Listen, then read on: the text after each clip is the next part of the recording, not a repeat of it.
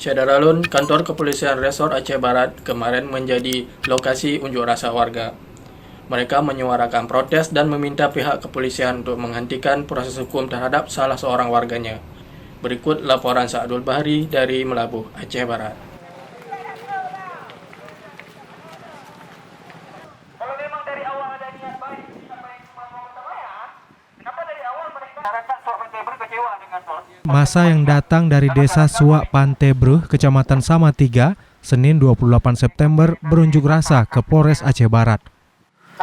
Masa memprotes penetapan tersangka terhadap Rusdi N yang merupakan salah satu warga desa mereka.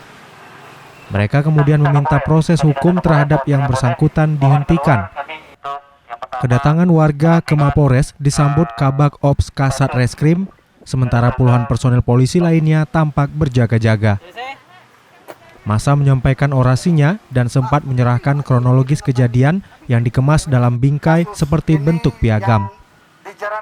Sebelumnya, Rusdi N menjadi tersangka Polsek Samatiga atas laporan ke Cik Suak Pantebruh karena dianggap mencemarkan nama baik pelapor dalam forum rapat tentang masalah bantuan langsung tunai. Saat itu turut hadir Kapolsek Samatiga, Koramil, Camat, aparat desa Suak Pantebruh, dan masyarakat setempat. Yang disematkan kepada Pak Rusdi itu jadi tersangka dicabut balik.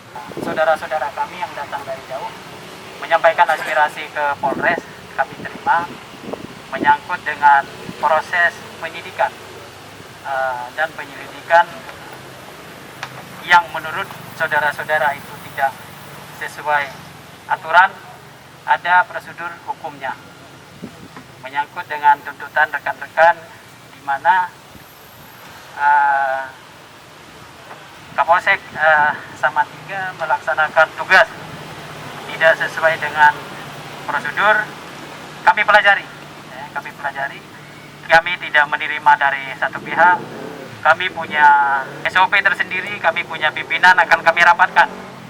Namun kegiatan bapak sekalian, kami apresiasi sudah tertib. Alhamdulillah luar biasa. Mungkin di tempat-tempat lain tidak kita jumpai yang demikian. Kondisi bukan kami nggak mau salam. Ya, makasih. Pak, terima kasih, Pak. Syadaralun, untuk informasi dan berita lainnya silakan kunjungi seraminews.com.